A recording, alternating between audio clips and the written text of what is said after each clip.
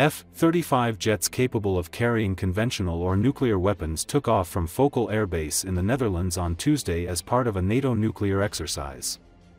According to Associated Press, the drill is to focus on protecting the weapons before they're ever used.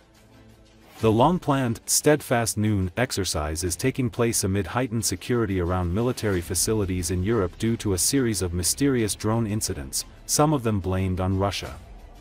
Steadfast Noon, which is led by Netherlands, will run for about 2 weeks, and involve 71 aircraft from 14 NATO countries. The exercise has been held at roughly the same time each year for over a decade.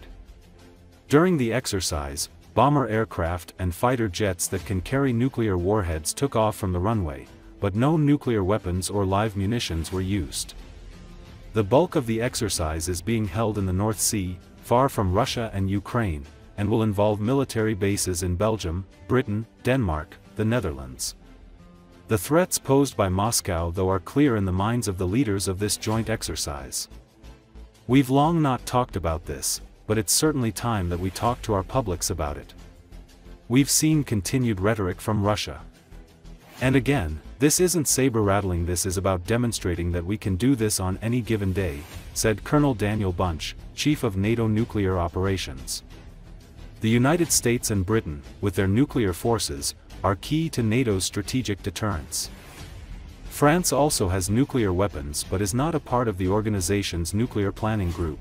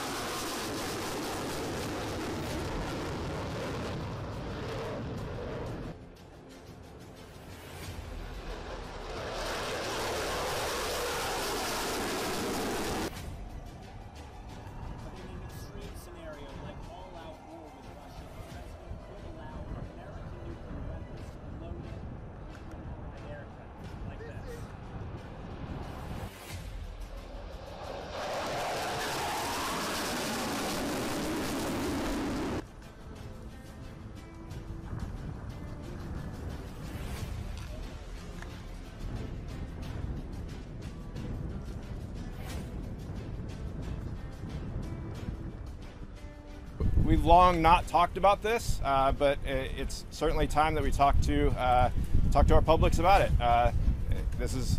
We've seen continued rhetoric from Russia, and again, this isn't saber rattling. This is about demonstrating that we can do this on any given day.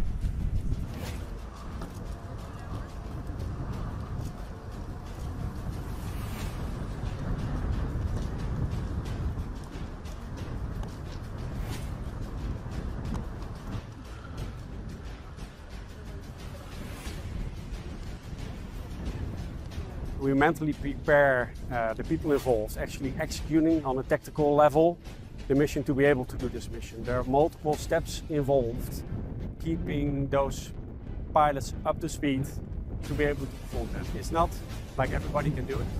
It's a special mission within NATO, it's a special mission within the Allies, and it's a special mission within the Netherlands.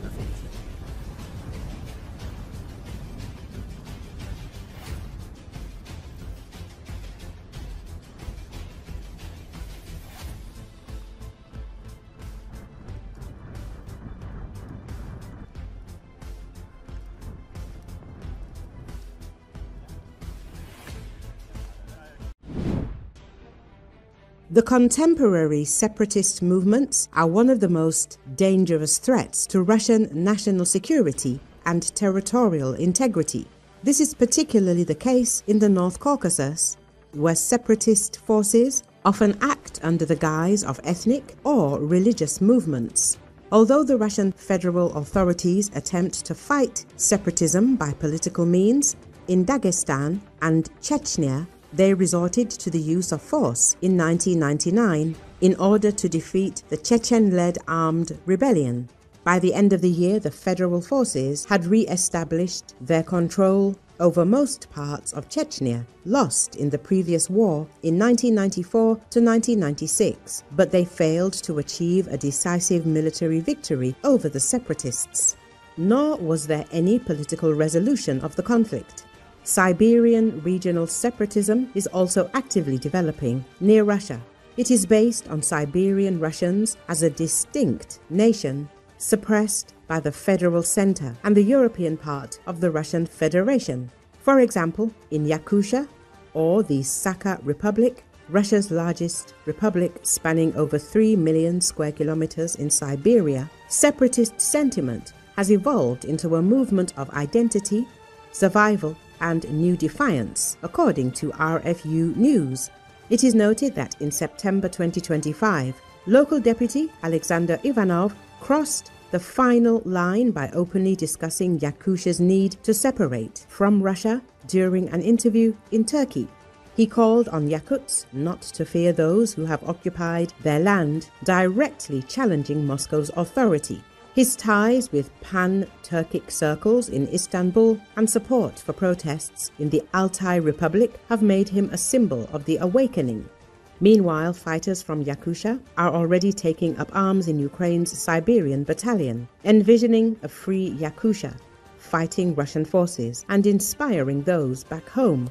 RFU News recalls that the Ingush Liberation Army, founded in 2023, now conducts attacks every month in North Caucasus. In June 2025, its militants struck a Russian border post in North Ossetia with drones, killing 2 FSB officers. In August, coordinated arson attacks targeted military depots in Dagestan. And recently, the group released a video showing fighters on patrol, armed, organized, and defiant. Another separatist formation, the Caucasus Liberation Movement, unites Chechens, Dagestanis, and Ingush under one banner, waging what they call a war of anti-colonial resistance. Supported by Ukraine's main intelligence directorate, they recently eliminated a lieutenant colonel from a local counter-sabotage unit in a precision explosion, together with his driver and aide. Their message: Moscow's grip on the Caucasus is loosening, and the Kremlin's agents are no longer untouchable. Behind much of this growing chaos lies what many analysts now refer to as Budanov's blueprint. General Kirill Budanov, head of Ukraine's military intelligence, is methodically cultivating resistance within Russia's ethnic regions. His operatives are spreading the truth about Russia's war, about how ethnic minorities, Yakuts, Buryats, Ingush, Dagestanis, are being used as cannon fodder and dying by the thousands, while, despite compromising less than 10% of the local population, they supply around 40% of contract soldiers. Ukrainian intelligence has made direct contact with exiled activists and underground networks, providing them with intelligence, logistics, and training. The goal is strategic, as every region in turmoil means fewer Russian resources on the front, as many small fires can burn an empire from within. Recall, most of the major movements have existed before the collapse of the Soviet Union and attempted to break away in the 90s or 2000s. These movements have some levels of support among the local population, diaspora, local politicians, and regional elites. Most of the movements are still small in size.